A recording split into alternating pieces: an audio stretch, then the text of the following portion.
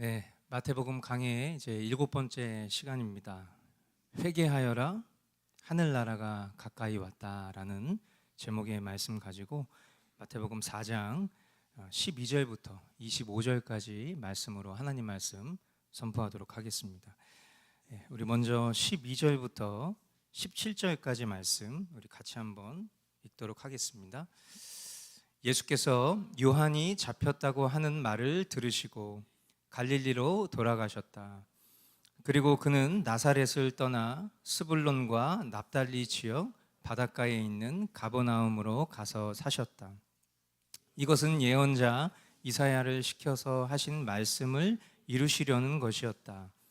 스불론과 납달리 땅, 요단강 건너편, 바다로 가는 길목, 이방 사람들의 갈릴리, 어둠에 앉아있는 백성이 큰 빛을 보았고 그늘진 죽음의 땅에 앉은 사람들에게 빛이 빛이었다. 그때부터 예수께서는 회개하여라, 하늘나라가 가까이 왔다 하고 선포하기 시작하셨다. 아멘. 예수님은 세례 요한이 잡혔다는 소식을 들으시고 이사야의 예언대로 갈릴리 지방에서 사역을 시작하셨습니다. 어둠 속에 살며 또 사망 권세의 그늘 아래 죽을 수밖에 없던 영혼들의 빛 대신 예수님의 강림은 영원한 생명으로의 시작입니다. 예수님은 사역의 시작을 이렇게 선포하심으로 시작하셨습니다. 회개하여라, 하늘나라가 가까이 왔다. 예수님 공적 활동의 처음, 그 처음의 첫말, 굉장히 의미 있는 메시지일 것입니다. 완전하신 하나님의 아들 예수님이 하신 첫 선포는 그가 이 땅에 오신 이유를 설명하고 있는 것이죠.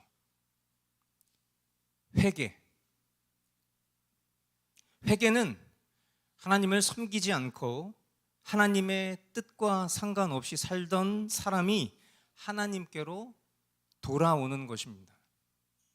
그것은 죄인이 자신의 죄를 깨닫고 그 죄를 미워하고 그 죄로부터 돌이키기로 결심하고 행동하는 것까지가 회개이죠. 회개는 단순해 보이지만 그 회개의 과정 가운데에는 보이지 않는 어떤 절차, 순서가 있습니다. 방금 전 드렸던 말씀처럼 먼저는 자신의 죄를 깨달아야 합니다. 어두운 곳에서는 자기 옷에 더러운 것이 묻어도 확인할 수 없습니다. 빛으로 나아오면 내 옷이 더러워졌는지를 보게 됩니다. 이 세상의 죄악을 거룩하게 하기 위해서 빛 대신 예수님, 왜 예수님을 빛으로 표현합니까? 바로 우리가 어떤 죄인인지를 깨닫게 하시기 위한 분으로 오셨기 때문에 우리가 빛 대신 예수님이라고 표현하는 거예요. 그 빛 대신 예수 그리스도께서 이 땅에 오신 것처럼 각 심령은 빛 대신 예수 그리스도의 말씀 앞으로 나아와야지 비로소 자신이 어떤 죄인인지, 내 심령 가운데 어떤 더러운 것이 묻어 있는지를 깨닫게 되는 것입니다. 그리고 깨닫게 된 죄를 미워해야 해요. 하지만 많은 사람들이 회개할 때에 벌어진 어떤 사건이나 결과를 모면하고 피하고자 은신하고 회개하는 태도를 취하지만 결정적으로 스스로 그 죄를 미워하지 않으면 참된 회개에 이를 수 없다는 것을 저와 여러분 모두가 깨달아야 합니다. 우리의 삶 속에 각자가 가지고 있는 은밀한 죄악들을 보면 그것이 떨쳐지지 않는 가장 큰 이유가 바로 우리가 그 죄를 미워하지 않고 도리어 사랑하고 있기 때문이에요. 지식으로는 그 죄가 잘못됐다라는 것을 압니다. 깨달았기 때문에 그 죄가 더럽다는 것을 안다는 거예요. 하지만 그것을 미워하지 않기 때문에, 그 죄를 미워하지 않기 때문에 우리는 깨닫게 된 죄를 오히려 더 소중하게, 더 은밀하게 붙잡게 되는 것입니다. 그래서 우리는 기도해야 돼요. 하나님께 우리가 가진 그 죄악을 미워할 수 있도록, 그와 같은 심령으로 살 수 있도록 간구해야 하는 것입니다.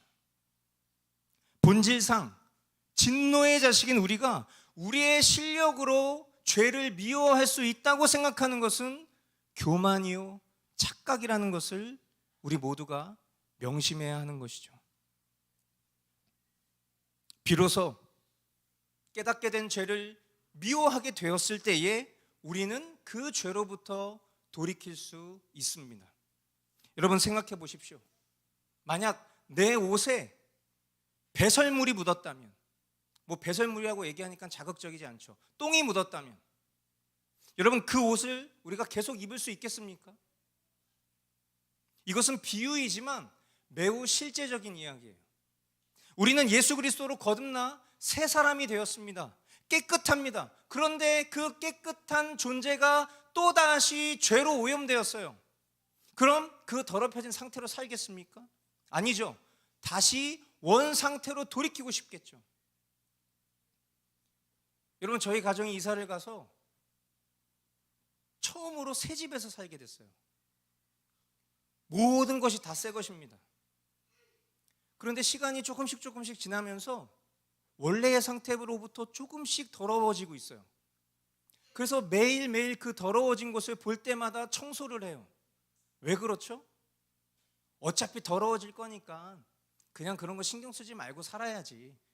그런 사람이 어디 있어? 그 깨끗해진 상태를 최대한 보존하고 싶어하는 성결한 마음이 우리 모두에게 다 있잖아요. 가지고 싶던 옷을 구입해서 소중하게 데려서 처음 입었습니다. 그런데 집 밖을 나가자마자 비 오는 날 차가 확 지나가면서 내 옷에 더러운 배설물이 묻었어요. 그 옷을 아무렇지도 않게 계속 입을 수 있겠습니까? 그 상태를 아무렇지도 않게 여길 수 있냔 말이에요. 배설물이 똥인 줄 알면 그것을 사랑할 수 없습니다. 죄가 죄인 줄 알고 그것을 미워하면 절대로 죄 짓고 살 수 없는 거예요.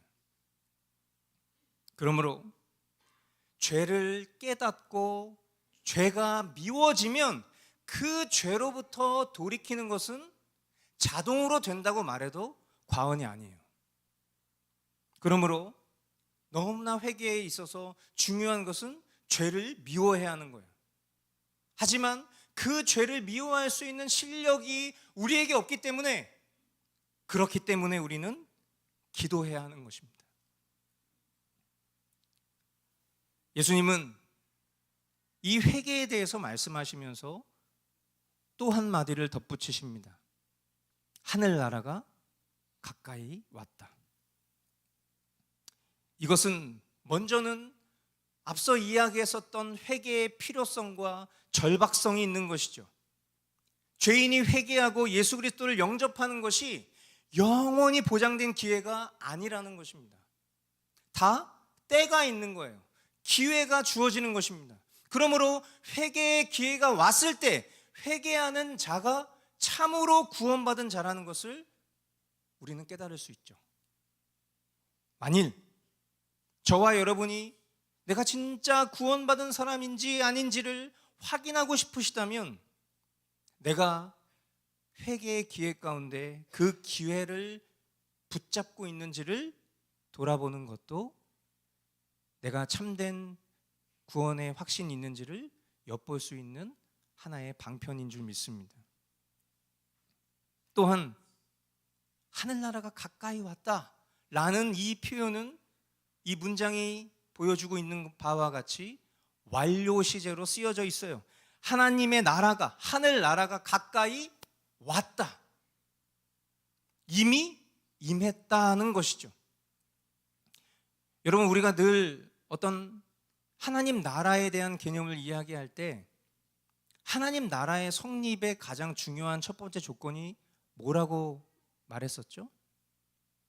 하나님 나라는 하나님이 계셔야 하나님 나라예요. 지금 이 말씀을 선포하고 계시는 분이 누구시죠? 예수님입니다. 예수님이 누구십니까? 예수님이 하나님이세요. 그러므로 예수님이 이 땅에 오신 그 자체가 하늘나라가 임하는 것입니다. 예수님이 계신 곳이 하늘나라니까.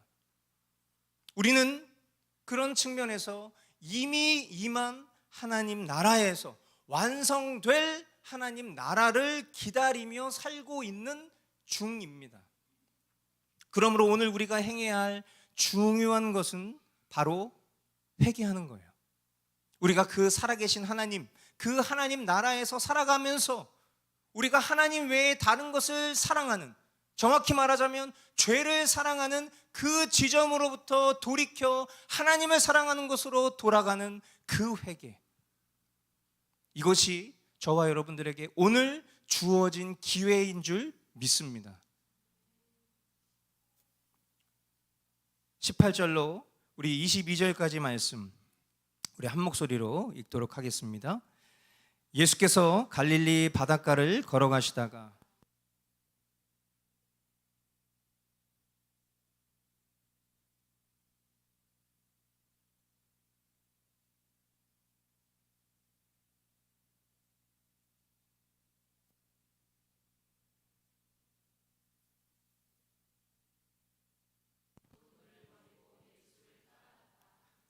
거기에서 조금 더 가시다가 예수께서 다른 두 형제 곧 세베대의 아들 야고보와 그의 동생 요한을 보셨다. 그들은 아버지 세베대와 함께 배에서 그물을 깁고 있었다. 예수께서 그들을 부르셨다. 그들은 곧 배와 자기들의 아버지를 놓아두고 예수를 따라갔다. 아멘. 예수님은 갈릴리 바닷가를 다니시다가 시몬 베드로와 안드레 그리고 세베대의 아들 야고보와 그의 형제 요한을 제자로 삼으셨습니다. 그들은 모두 어부였는데 그들은 어디에서 부르심을 받았어요? 그들의 일터에서 부르심을 받았어요. 예수님께서 공적 사역을 시작하시면서 가장 먼저 하신 일은 제자를 삼는 일, 곧 복음 전도자를 부르신 일이었습니다. 제자는 어떤 사람입니까? 제자는 복음을 전하는 사람이 바로 제자예요. 예수님의 표현대로라면 그가 바로 사람을 낚는 어부입니다. 어부였던 그들에게 이 표현, 이 사람을 낚는 어부라는 표현은 그들에게 매우 이해를 돕는 표현이었을 거예요. 왜냐하면 그들의 직업이 어부였으니까. 물고기를 낚는 어부였던 그들을 사람을 낚는 어부라고 부르셨을 때 그들은 자신의 정체성을 정확하게 이해할 수 있었던 것이죠. 그동안 물고기를 낚았던 그 열심대로 이제 복음을 전하여 사람을 낚는 어부로서의 삶이 그들에게 설명된 것입니다. 우리는 이 일을 위해 부름받은 제자요, 성도요, 그리스도인입니다. 하나님은 저와 여러분에게 삶의 자리를 주셨어요. 그리고 그 자리에서 사람을 낚는 어부로 살기를 원하십니다. 그런데 만약 그들이 그들의 처지와 상황, 환경에 얽매여서 예수님을 따르지 않고 머물렀다면 그들은 결코 예수님의 제자로서는 살 수 없었을 거예요. 제가 미성숙했을 때, 물론 지금도 미성숙하지만 지금 시점에서 제가 과거를 바라보며 제가 참 미성숙하다라고 여겼던 언젠가 저는 예수님을 따르는 제자도의 삶을 문자적으로만 바라본 나머지 모든 것을 버리는 것이 제자도라고 생각했어요. 그러나 이 말씀을 곰곰이 묵상하면서 되짚어보면 말이죠, 그들이 버려둔 배와 그물은 어떤 사물로서의 의미가 아니라 결국 그들이 버린 것은 중심이에요. 내가 살아가고 있는 모든 환경을 다 버리는 것이 아니라 내 마음의 중심에 하나님보다 내가 주인 삼고 있던 것을 버리는 것으로 우리는 이것을 받아들일 수 있어야 하는 것이죠. 만일 우리가 이 말씀을 문자적으로만 받아들여서 내가 살고 있는 일상을 버리고 어떤 선교지나 어떤 훈련소나 어떤 기도원으로만 들어가려고 한다면 과연 누가 복음을 전하겠습니까? 물론 훈련도 필요해요. 그들이 어부로서의 삶을 내려놓고 예수님을 따르며 배우는 3년이라는 시간이 있었습니다. 하지만 그들은 예수님과 같이 산에서 머물며 기도할 때에 예수님이 떠나가심에 대한 이야기를 들었습니다. 그러자 그들이 뭐라고 반응했어요? 누가복음 9장 33절. 그 두 사람이 예수에게서 막 떠나가려고 할 때에 베드로가 예수께 말하였다. 선생님, 우리가 여기서 지내는 것이 좋겠습니다. 우리가 초막셋을 지어서 하나에는 선생님을, 하나에는 모세를, 하나에는 엘리야를 모시겠습니다. 베드로는 자기가 무슨 말을 하는지도 모르고 그렇게 말하였다. 예, 무슨 말을 하는지도 몰라요. 그저 예수님 곁에서 말씀 보고 기도하고 그렇게 사는 게 좋은 거예요. 좋잖아요. 하지만 그런 삶을 통해 훈련을 받으면 이제는 떠나야 합니다. 어디로? 주님이 부르신 자리, 우리가 살아가는 일상 말이에요. 그곳에서 우리가 배운 복음을 전하고 살아내는 것이 바로 사람을 낚는 어부로서의 사명이죠. 그러므로 우리가 일상 가운데 버려야 할 그물과 배는 우리의 일상을 말하는 것이 아니라 우리 마음 가운데 여러 가지 세속적인 욕심, 여러 가지 번민, 여러 가지 내가 주인 되고 싶어하는 그런 욕심들을 말한다는 것을 우리는 깨달을 수 있어야 하는 것입니다. 세상 사람들과 같은 기준, 세상 사람들과 같은 방식, 같은 생각으로는 결국 주님의 일을 할 수 없어요. 그러므로 여러분이 살아가는 그 자리를 소중히 여기시길 바라요. 왜냐하면 그 자리는 하나님이 여러분을 보내신 자리라는 것입니다. 주님이 은혜의 방편으로 허락하신 이 공동체 속에서 나눠지는 말씀과 기도, 가르침을 결국 여러분의 삶의 자리로 나아가서 전하고 살아가는 것이 사람을 낚는 어부로서의 사명이라는 것을 기억하실 수 있게 되길 바라요. 그 사명으로 우리 모두가 선교적 존재로 살아갈 수 있기를 주님의 이름으로 축복합니다. 우리 23절로 25절까지 한 목소리로 읽겠습니다. 예수께서 온 갈릴리를 두루 다니시면서 그들의 회당에서 가르치며 하늘나라의 복음을 선포하며 백성 가운데서 모든 질병과 아픔을 고쳐주셨다. 예수의 소문이 온 시리아에 퍼졌다. 그리하여 사람들이 갖가지 질병과 고통으로 앓는 모든 환자들과 귀신 들린 사람들과 간질병 환자들과 중풍병 환자들을 예수께로 데리고 왔다. 예수께서는 그들을 고쳐주셨다. 그리하여 갈릴리와 데가볼리와 예루살렘과 유대와 요단강 건너편으로부터 많은 무리가 예수를 따라왔다. 아멘. 예수님은 온 갈릴리를 두루 다니시면서 방금 우리가 읽었었던 말씀처럼 세 가지의 일들을 하셨습니다. 첫째, 회당들에서 하나님의 모든 진리를 가르치셨다. 둘째, 하나님 나라의 복음을 선포하셨다.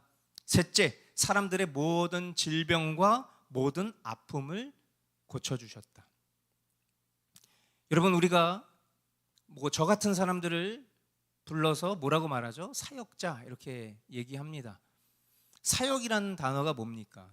우리가 사역이라는 단어를 사전적인 의미로 찾아보면 이해하기 조금 어려워요. 왜냐하면 이 단어를 일반적인 용어로도 쓰이고 교회에서도 사용하기 때문인데 그 단어가 사용되는 방식이 조금 다르기 때문이에요. 그래서 보통 우리가 사역이라는 단어를 영어로 표현하면 미니스트리라고 표현합니다. 미니스트리는 뭐죠? 어떤 중요한 공적 임무를 말하는 거예요. 그러니까 우리가 예수님의 사역 이렇게 얘기했을 때 예수님이 이 땅에 오셔서 하시고자 원하셨었던 공적인 사역을 우리는 사역이라고 표현하는 것이죠. 그리고 예수님이 하셔야 할 그 모든 사명을 우리 제자들에게 맡기셨기 때문에 그 일을 행하는 사람을 우리는 미니스터, 사역자라고 부르는 겁니다. 예수님이 하신 일이 사역이라면 결국 이것이 우리가 행해야 할 일, 주님의 교회가 행해야 할 중요한 일들인 것이죠. 저와 여러분들이 교리를 배우는 이유가 뭡니까? 하나님의 모든 진리를 이해하기 위해서예요.